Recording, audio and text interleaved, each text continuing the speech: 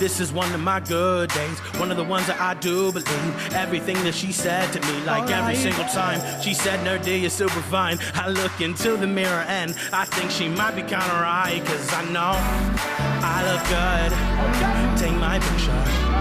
I look super hot right now, girl, take my picture. I'm too sexy in this shirt, boy, take my picture. I look good, take my picture. This is one of my better days, one of the times where I'm not gonna believe the lies, not gonna hide my hot self away. Oh no, cause I'm going out, and I'm looking freaking fresh for you, no doubt. I'm a hot beef, I'm a slick piece. When you see me on the street, take your phone out, because you know I look good, take my picture. I look super hot right now, girl, take my picture. I'm too sexy in this shirt, boy, take my picture. I look good, take my picture. This is one of my best days. X-nay on that XL. Give me one more and it's checkmate. And I'm about an 8 and you like a 10. And we looking like a Ric Flair stable. Soon as I am able, put you on the table. Give you what you want. Oh yeah, I'ma give you what you need. Cause see, when I'm feeling myself, maybe I can be the one you need. Maybe I can be the one you tell your friends about when we be hanging out on Becky's couch. If it's the truth, it's not conceited. They be nodding all their heads because they all believe in that. I look good. Take my picture.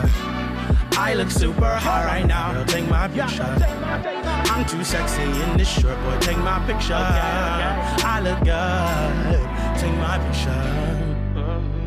This for one of my bad days, one of the ones where there's no one else, one of the ones where I hate myself, one of the times where I feel like I don't wanna try. Maybe I can take the CD, put it on repeat, and maybe then I will just stop believing that. I look good, take my picture. I look super hot right now, girl, take my picture. I'm too sexy in this shirt, boy, take my picture. I look good, take my picture. I look good, take my picture. I look super hot right now, girl, take my picture. I'm too sexy in this shirt, boy, take my picture.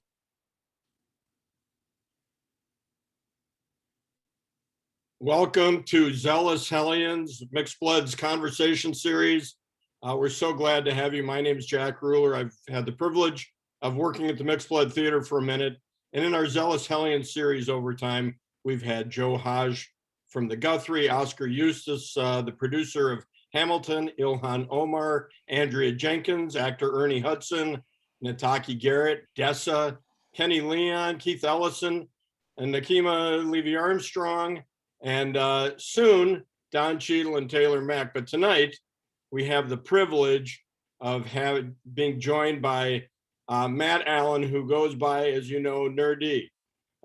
His hip-hop identity is Nur-D. He launched onto the hip-hop scene in 2018 from throwing down in an open mic competition called Shut Up and Rap, hosted by 95.3 FM. And after winning 4 times in a row at that open mic competition, he was offered a spot at Soundset, Minnesota's largest hip-hop festival. And Nur-D's hip-hop journey has allowed him to perform all over the nation, including Paisley Park, First Avenue, US Bank Stadium.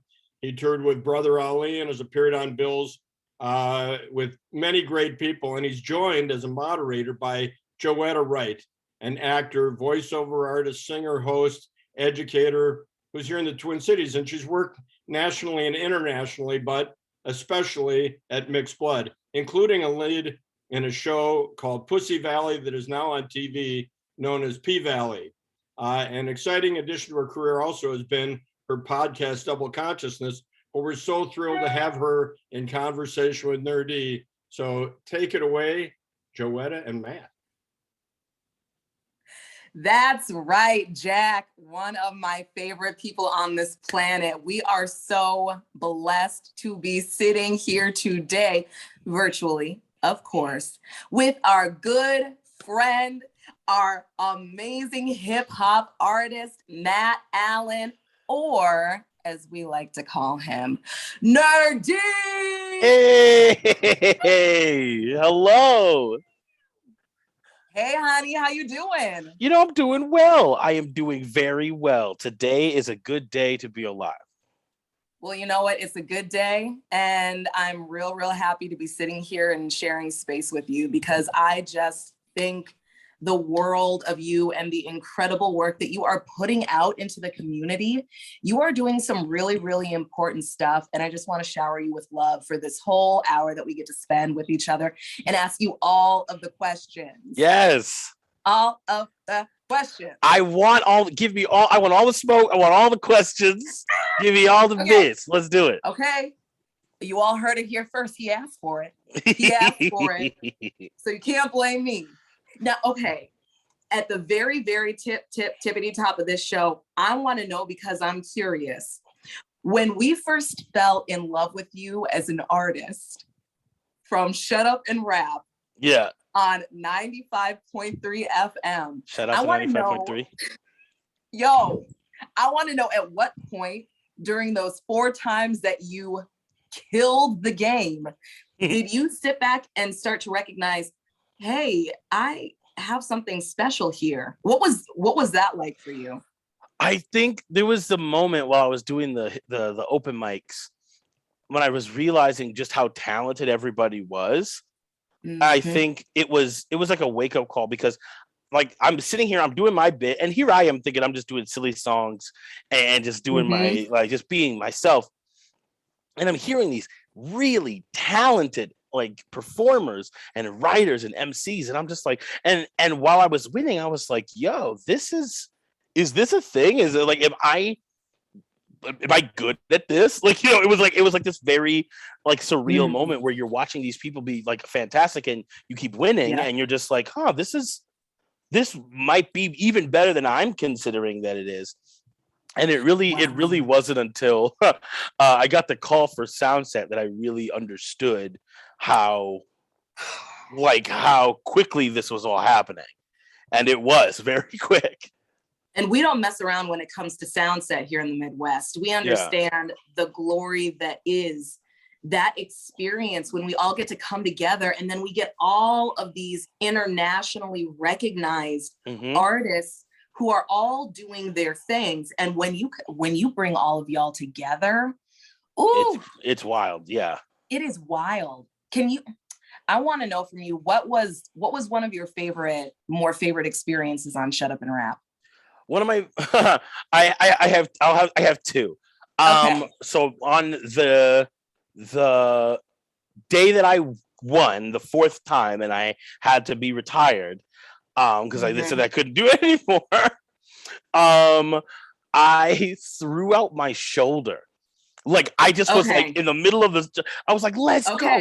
I threw my hand up. I threw out my shoulder, and it just like started. You keep talking, because I got to get my my charger, because my phone's about to die. Oh, no. Yeah. So I threw off my shoulder, and it like hung to my side, and I realized in that moment that I had just thrown out my shoulder, and the whole time the judges were talking to me, I was just like, I don't even know what to do. So then later on, I had to like go off stage, die hard. I die harded it like against a wall. And I was like, God. And I realized that like at that point that I was like, yo, hip hop is a contact sport. So that was one of my favorite parts. It wasn't a fun time. I think it was one of my favorite times where I was like, yo, you're really trying to do this, because like you're sitting out in the back doing this crazy stuff. But then we did an all-star Shut Up and Rap. So every champion that had won got together. That was in front of Def Jam. That was for Def Jam. Yes. And every single person who had won had got in the thing. Wow. And then we did another competition, and I happened to win that one as well. So technically I've won 5 Shut Up and Raps. You heard it here. 5. 5. Count 'em. So it was a very fun night. It was a very fun night, and I'll never forget that one. Wow. That to me is so incredible, and of course speaks to the incredible talent that you are. And I love hearing you recount your shoulder literally being dislodged and still going. You got to. Music's a contact sport. Sometimes it is just what it is. I mean, you don't have to, but you chose to, and you did it. You rose to the occasion, and that's and a lot of people wouldn't do that. I said to myself, you know, if it doesn't get better before they call my name again, I might have to leave. But honestly, I was like, let's just rock and roll. Oh my gosh. Okay. Well, we start with Shut Up and Rap, but since then you have been all over the place. I mean, you've been at Paisley Park, First Avenue, US Bank Stadium. Yep. Do you have one of those experiences that stand out to you as an experience that sort of, I don't know, not just catapulted like you as an artist, but sort of shifted the way that you started thinking about the spans, like how big you are reaching this global audience that is now loving Nur-D? I think both, you mentioned the two really big ones was the US Bank Stadium show that I did for Minneapolis Street, Art Street, which was crazy. Walking into the Viking Stadium and seeing my name on the Jumbotron and being like, my name has never been that big ever, ever in my life. And so that was like a real, and they were excited to show me. And I was like, wow, like this is crazy. Like people like what I'm doing. People like this. And to a big degree. So that was one.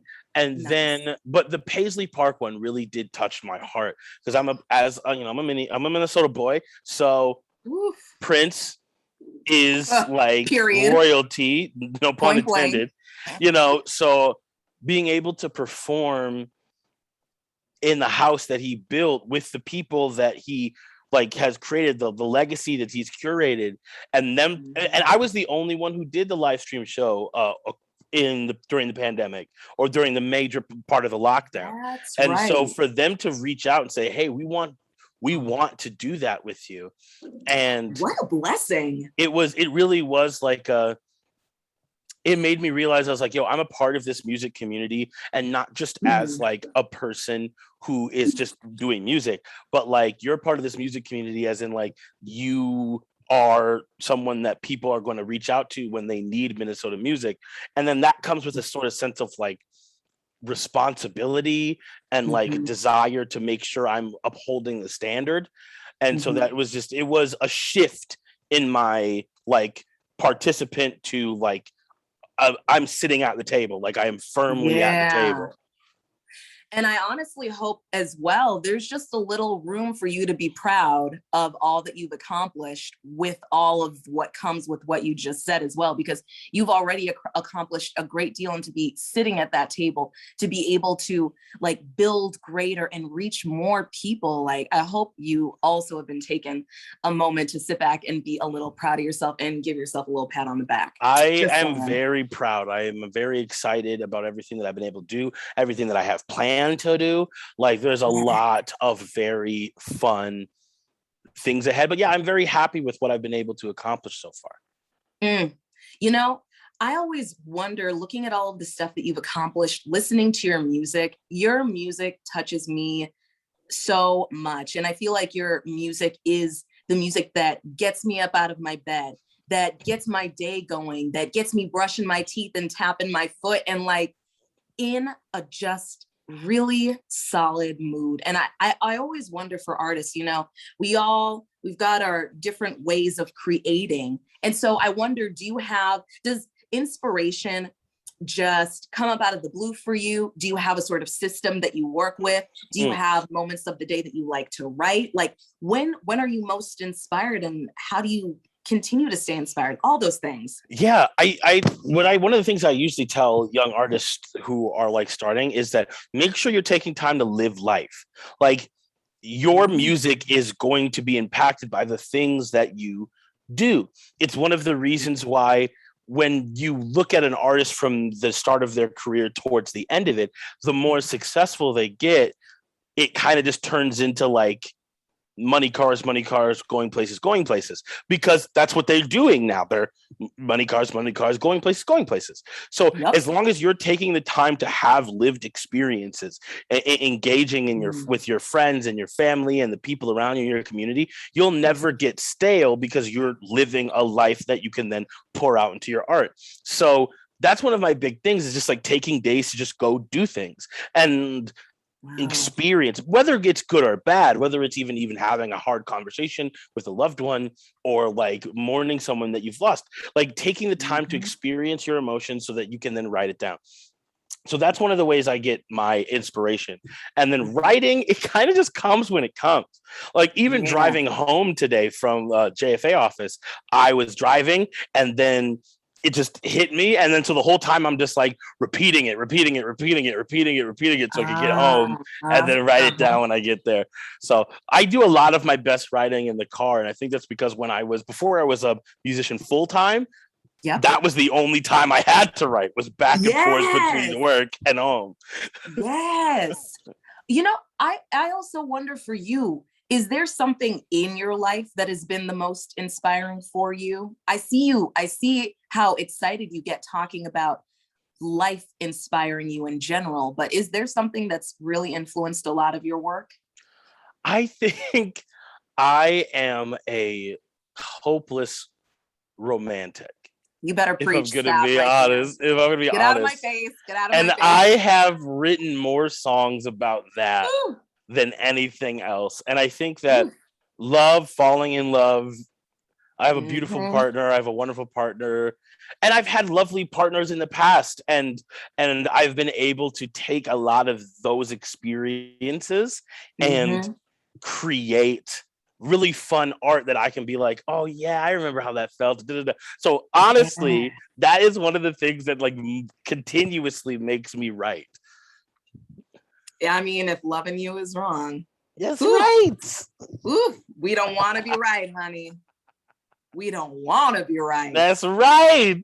Oh, you better preach. That is beautiful, because that is just, of course, one of the pillars of the human experience. Yes. And everybody can relate to that at some point in their life, good, bad, and the ugly. Exactly. And it's all the three of those things.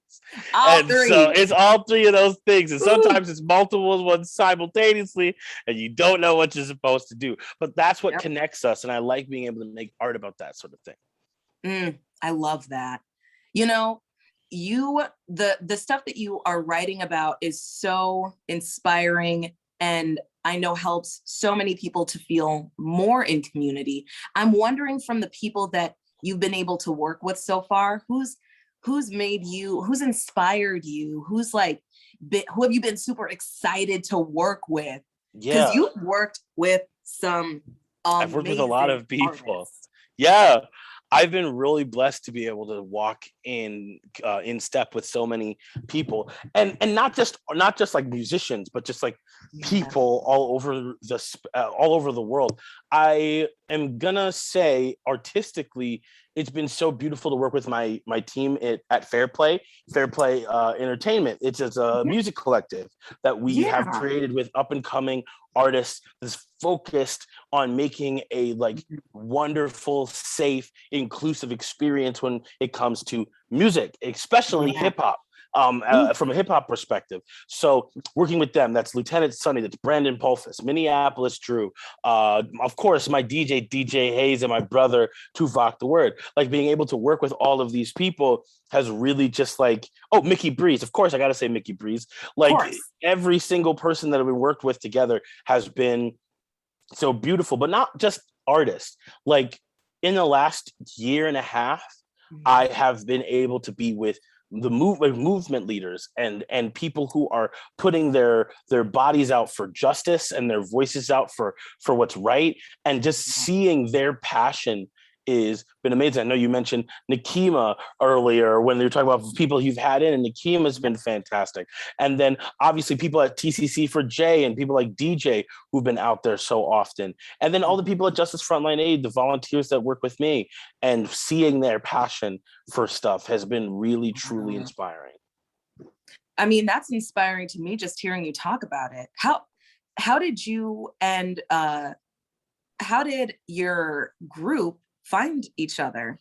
This story, I never get tired of telling the story because it is so completely like if I didn't live it, I would have thought I was like reading a movie. So when the uprising after George Floyd's murder, the area by the 3rd precinct was essentially a no man's land. It was essentially just like anarchy. And I got a text message. I was living in St. Paul at the time. I still technically am in St. Paul, but I was living in closer to downtown St. Paul at the time.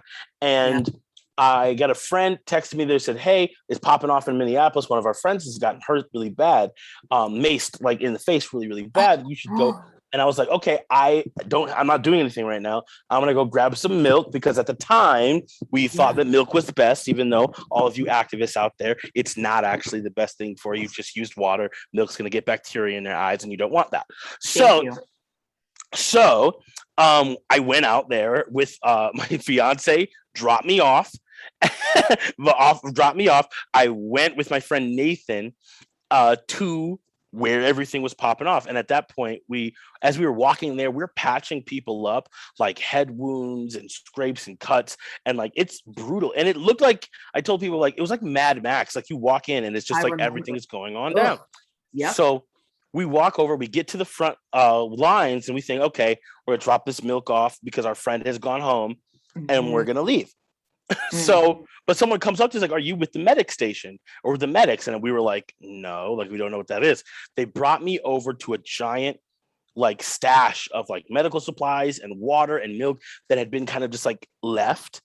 Oh, wow. And at that point I said to myself, like, I could either leave or I could do something, because people are getting hurt. Like, people are like rolling their like bloody friends on carts, like shopping carts, trying to get away, and they're not sending ambulances, they're not sending people to get help. So then we just said, all right, that's us then. So from there on, I was like, hey, we're staying, like, I'm staying, and I'm gonna fix this place up. So we cleaned it up, we started getting lights on it, we started telling people if they're hurt, come over here, and we started patching people up by cell phone light, essentially. And then the next day I just sent a call out to like the people I knew. I said, hey, this is a need that's in this area, and I'm guessing is going to be a need for this whole time. Who's with me? And a bunch of people said yes. We established a base there. We helped people all throughout the day until eventually, when the 3rd precinct was completely taken, it was like we were there the entire time, and then we just kept working with the community going forward. Ooh, what a way to build a chosen family. Yeah, for real. It is like that. That's all I can think when I think of an experience like that, and what it cements in your mind when it concerns the people who you're around. Because when you experience something like that we have seen in our backyard, it shows you who people are, and it shows you who you want to surround yourself with, and why you want to surround yourself with them. And I love that brought you guys together, so that you can create more beauty and put that out into the world, because that's what we need. That's what we need. 100%. Oof. You know what? I wanna know from you, what do you think, as we're talking about social justice and the experiences that we've had, like, can you describe something from your perspective? Like, how do you see the connection between your art and serving the community, when especially it comes to, justice frontline aid? Yeah, I think art has a specific role to play, not only just in shaping culture, but also just in like creating an atmosphere for any particular thing, movement, time. I mean, like, when you look at, if you watch a movie and anything has to do with Vietnam, they play Fortunate Son almost every single time. Why? Because it captured the feel of that time period. You know what I mean? Even more recently, like, you hear Glory by John Legend, and you feel you feel it. You feel what they were talking about, and the emotion that is being invoked. So creating art, especially in these times, which are so like needed to be remembered and to be felt, that art is really, really important. And as JFA, as the founder of Justice Frontline Aid, but also just as a member, as a person who's out and helping, I, again, lived experience influences your art. It's more so that the experience is going to influence my art, which then influences my experiences, which then influences my art again. Being out on the street and like being with people physically, holding bloody hands and feet, it comes into your music, and then people will be able to better understand or at least empathize with what's going on. Once I had my 2 projects, 38th in Chicago, that were about everything that happened, I had more people asking me, like, or at least being like, I didn't know it was like that, after they heard it. And then it's changed their conversations with the people that they know, and they don't live here. And that's why it's really important to make art about that kind of stuff. In the moment when it's happening, because you're right, and that's one of the hardest times to capture those moments, especially when you are being directly affected by it. You're seeing your city burn. You're seeing the people around you not being treated in the way that they deserve, the respect and love that they should be given. And then having to be the bigger person so that you can translate that into beautiful art for the masses is a gift. Nur-D. It is a gift. And I'm just grateful that you're here on this planet helping us do this stuff, because woof. Now, I also want to know, from your perspective, what role do you think the artist plays in social change through our arts forms? And I'm talking all colors of the rainbow. Like, what do you think that is from our and I don't want to assume what your cultural background is. I'm speaking as a Black woman. I want to know from you, what do you think for like the Black and brown perspective? And then maybe also, like, what are some things that you would like to see from our white peers? Yeah. I'll start off with what I would like to see, because I feel like the green room and the front lines are not as close together as they should be. For me, as an artist in this community, one of my biggest things is that these people, everybody I pass on the street, everybody who I'm fighting for justice for, everybody who lives in my community are the people that pay my bills. Like, they're the ones that listen to my music. They're the ones that buy my merchandise. They're the ones who take the time out of their hard-earned dollars and their hard-earned time. They're working at Walgreens and then spending that money that they could spend on anything else on me. And so if they're doing that, how much more do I need to take the freedom that gives me to then do something positive? And I would like to see more artists do that, because especially in hip hop, and it's hard because there's economic disparity, and obviously there's some things. And with a global pandemic, like, it wasn't like everybody could just go out in the street. There's a lot of different factors to that. But even still, being vocal, being present, doing what you can do, especially if you're an artist, because if you're asking someone to spend $20 to $30 on your show that you've made out of your life and that you're excited to do, how much more should you be out there when they need you, when the bodies need you? So I can't ask anything from people that I'm not willing to also do.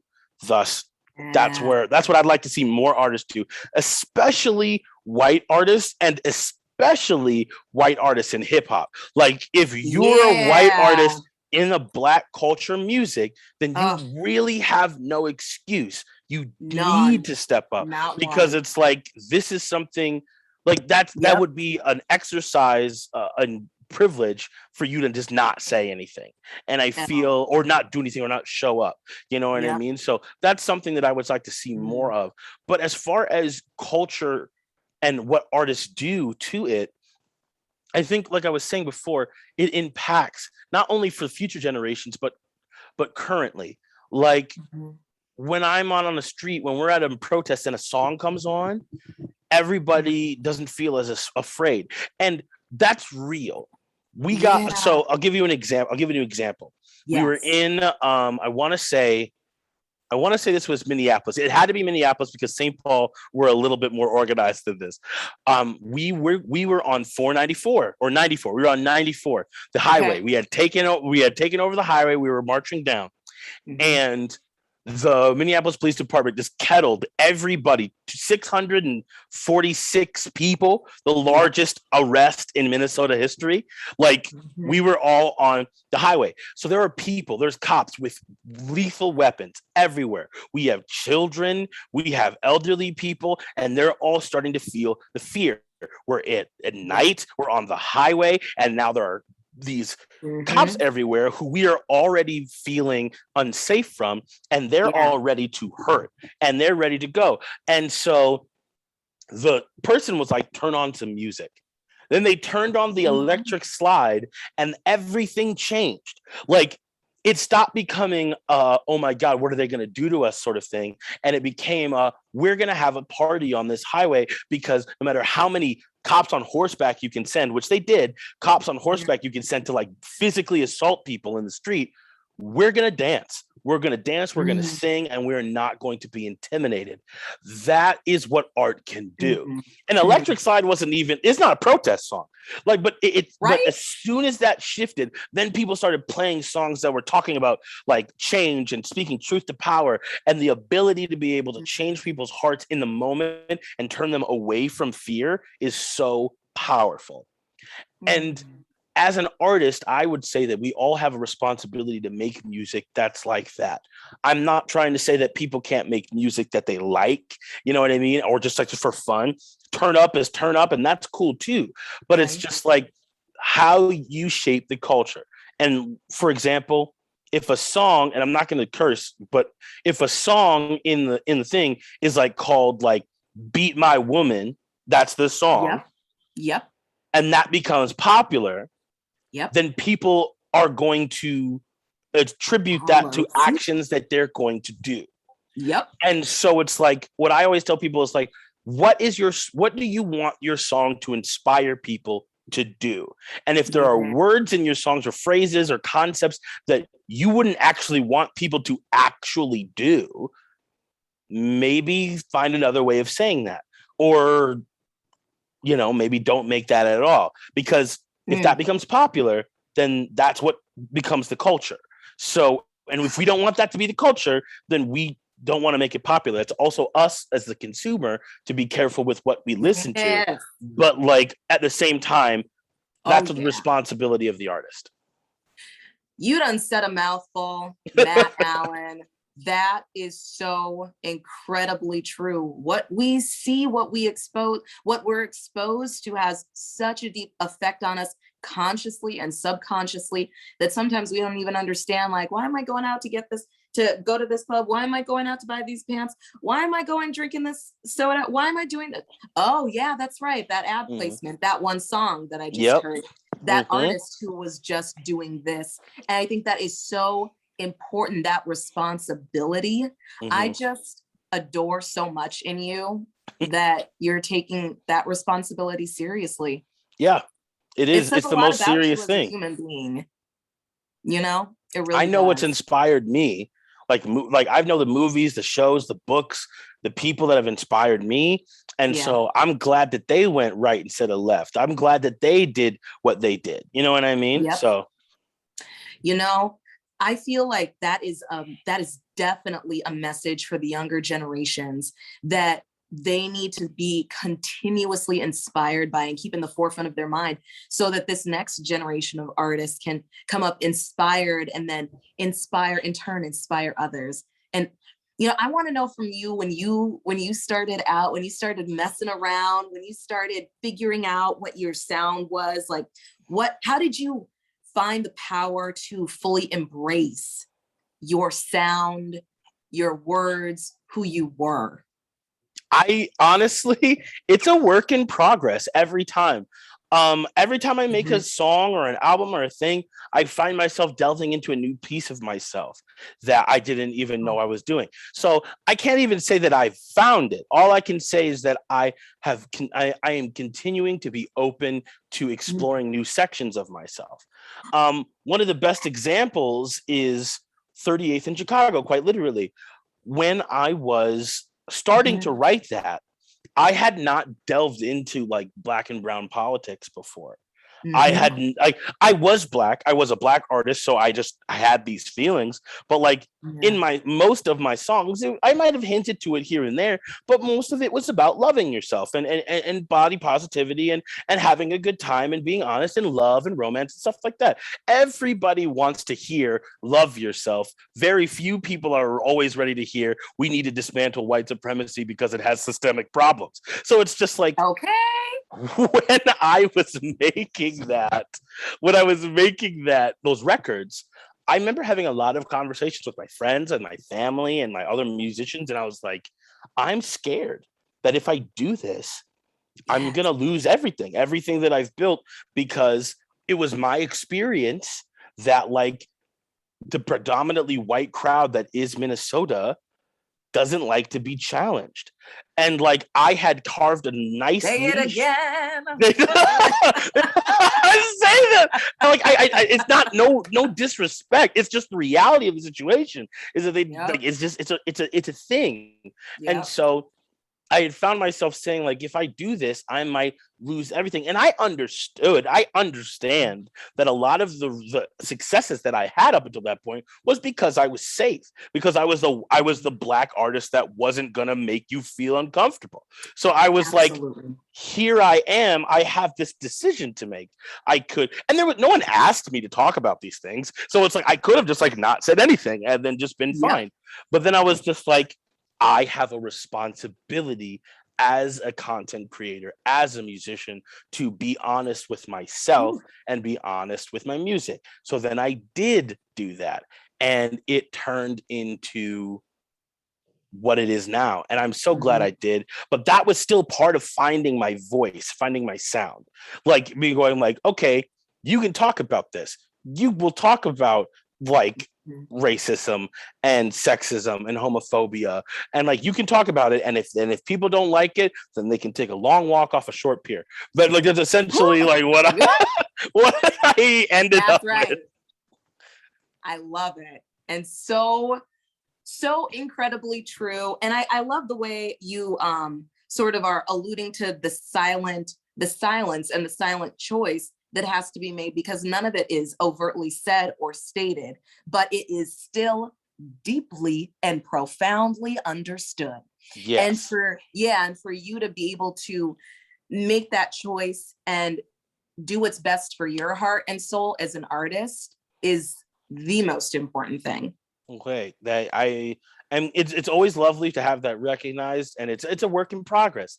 It's still we're always finding it, and just being open to being like, maybe this was not, maybe I need to move this way now, and maybe I can release some of these chains, for lack of a better word, that were self-imposed by what I wanted people to see me as.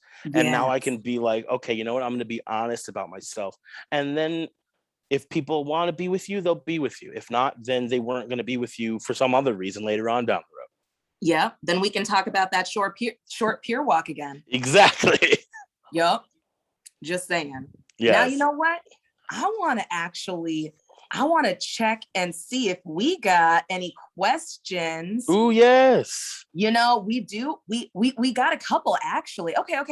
So the first one says, I'd love for Nur-D to talk a bit about growing up in Minnesota and how that shaped him as an artist and activist today. Yes.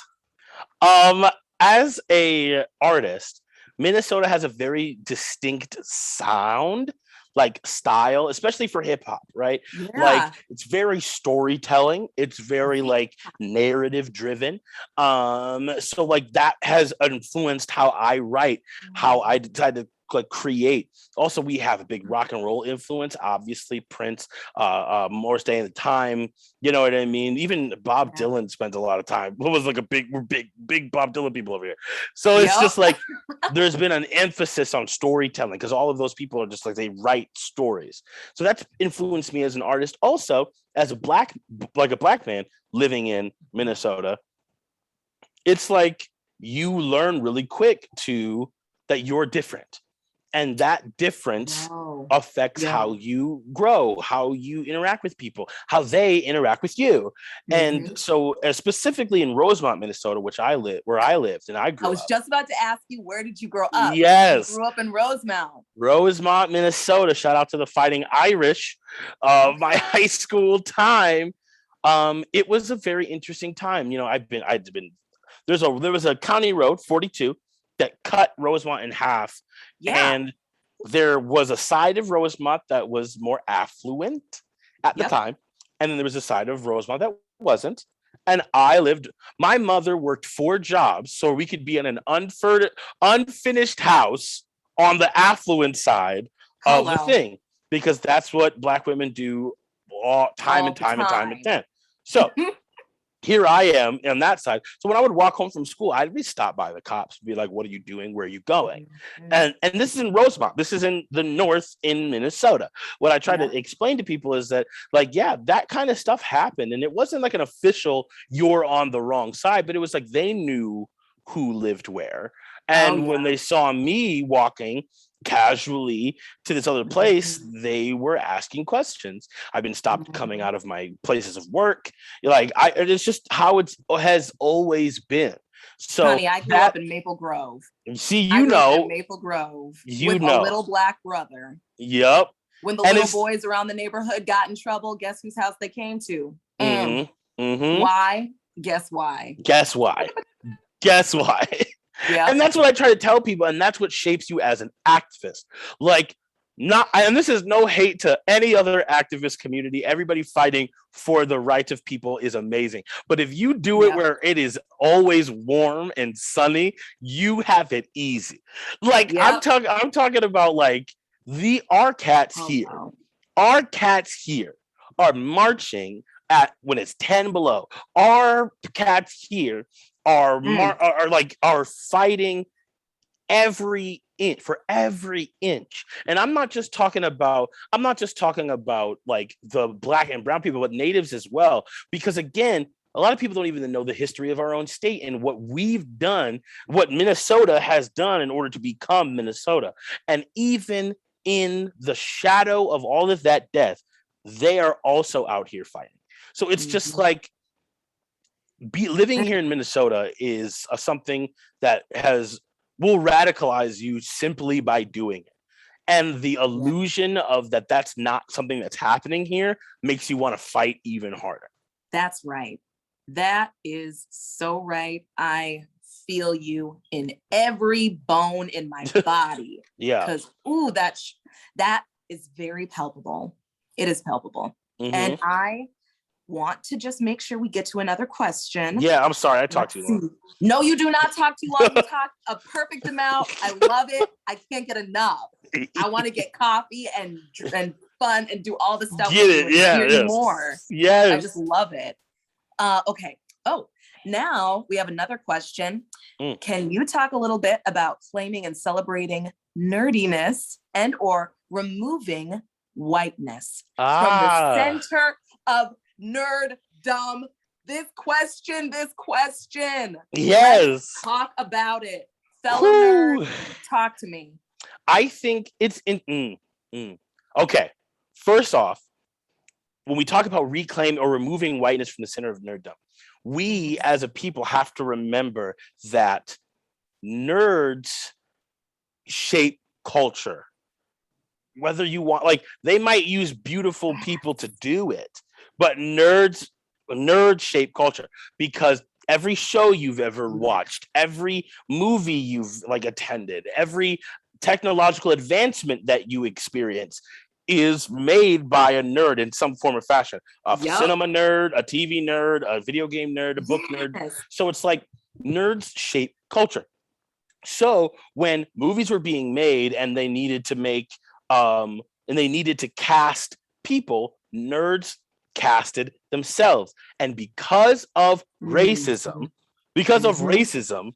the nerds that were allowed to write the movies and shows and things were white. So when they were casting that thing, they were looking for people who looked like themselves. So nerdiness, geekiness looked like white people, just because everything looked like white people. And it just continued. It continued on. It also was perpetuated by the concept, the false concept, that Black and brown people weren't as smart as white people, and so that we didn't fit that trope.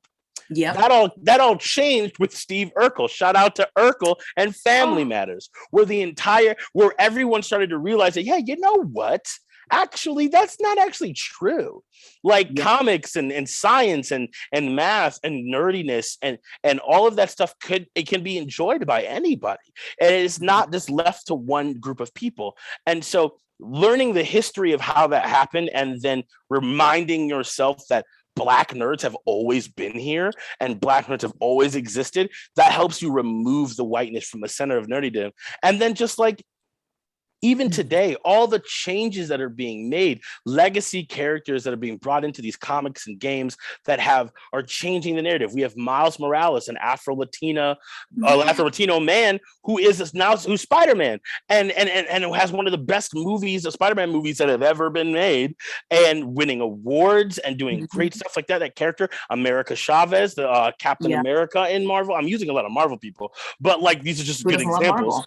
There's a lot of I'm a big Marvel fan, but even like Signal in DC, Batman's new sidekick is Black, and you have characters that are being introduced or changed that will affect nerdiness, and then celebrating it and claiming it is just realizing that this is yours to claim. This is yours to claim. When do you feel like you realize that for yourself? I mean, I was always that way. That's just who I was. You were just born cool. I was born nerdy. I was born uncool, actually. I was born very uncool. I had to learn how to be cool as a defense mechanism. I remember I joined the football team in high school, not because I liked football in any particular way, but because I knew that if I was on the football team, people would think I was cool. I remember middle school, leaving 8th grade, I looked at my friends and said, I'm going to be cool in high school. I'm going to do whatever I need to do to be cool in high school so this doesn't happen again. So you kind of just play the game. And then once you become secure in yourself, once you realize that actually whether these people like you or not doesn't matter, then you lose all that, and then you just hold on to the things that bring you joy. And that it's, like I said, it's still a process. I'm still being like, oh, maybe I can't talk about that. I'm like, you know what? No, Matt, you like that thing. Just be happy about that. And then so it's still happening. Oh, I love that. And I love how all throughout this conversation, you've really talked about embracing the journey.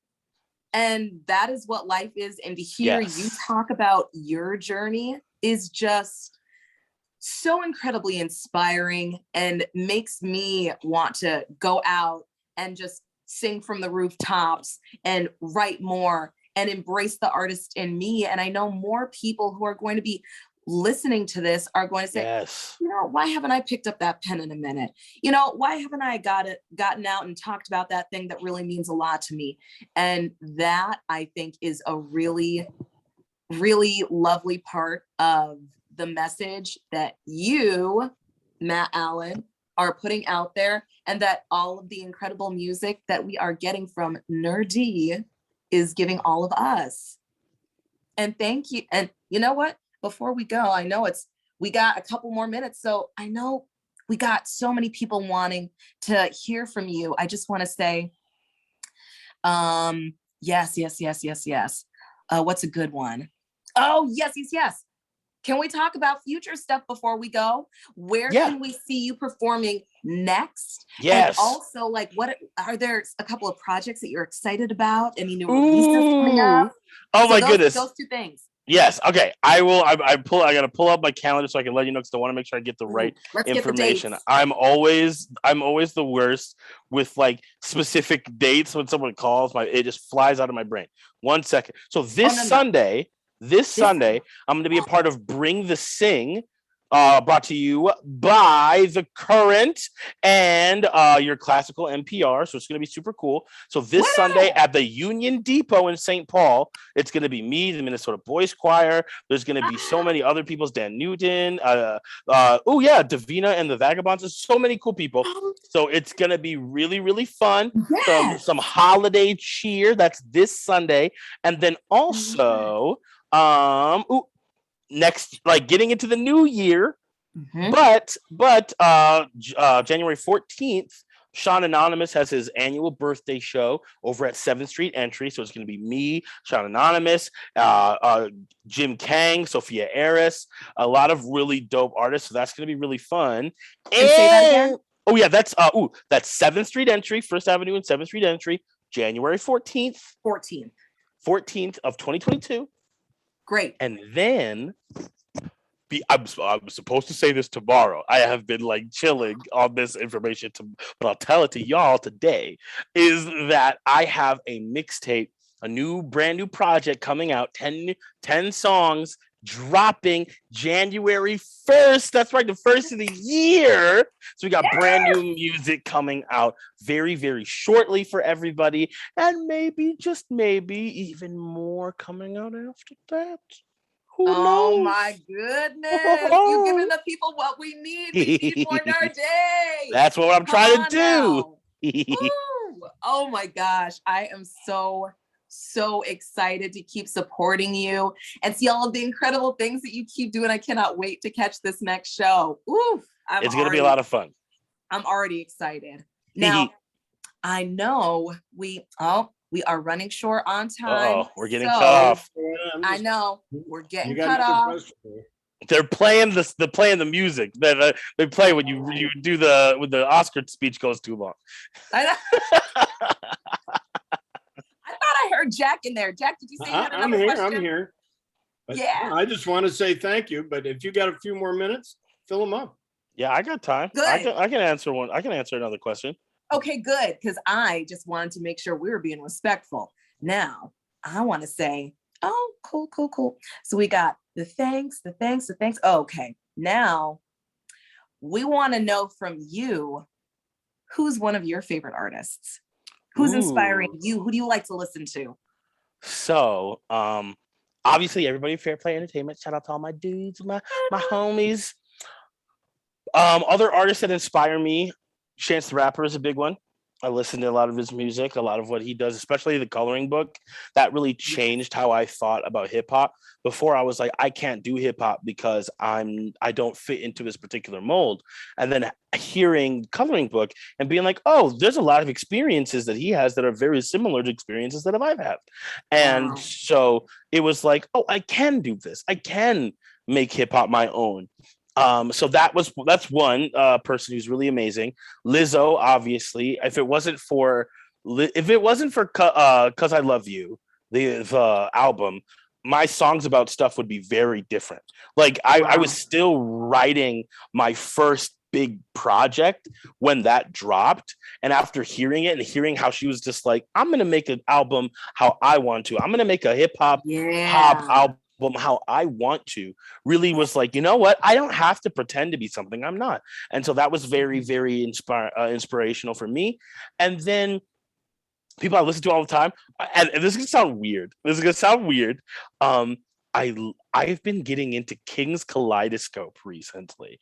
And I don't know if any of you guys know who King Kaleidoscope is, and I'm sure that you probably don't, but they are a math rock Christian band.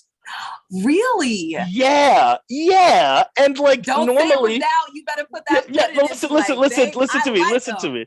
I like them. I more than like them. I love what they do, and I wouldn't have ever thought that I would be listening to that just for my own enjoyment.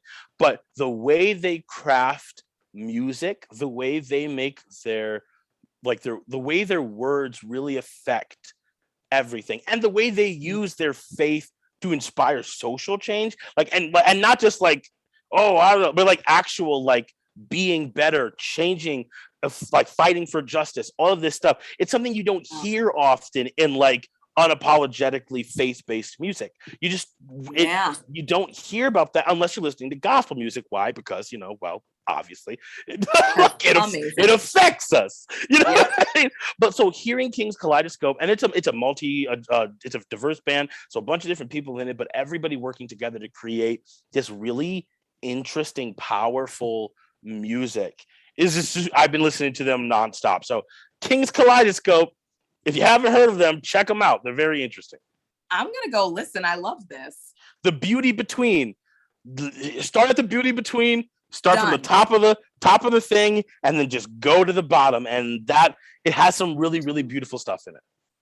The beauty between. Okay. Yes. Okay. And then just one more. Okay.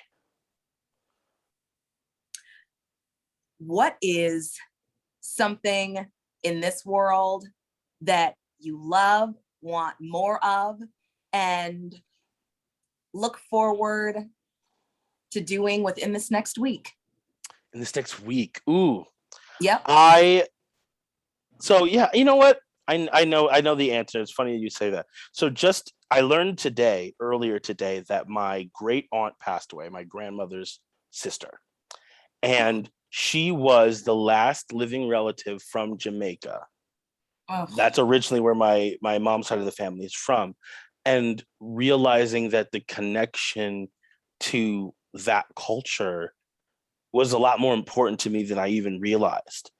And I know that in this next week, what I really want to do is spend time with my nieces, my brother's kids, because I realize that I want to be the type of elder that is so invested in the younger generation's life that they'll never know a time where I wasn't there, and that I wasn't caring, and I wasn't telling them stories and telling them this is something that you can know. Here's stories from the island. Here's stories from life, and just loving on them. So I know that in this next week, what I'm really looking forward to is holding my nieces, loving on them, spending time with them, and just hopefully imparting as much memory and love into their lives as I possibly can.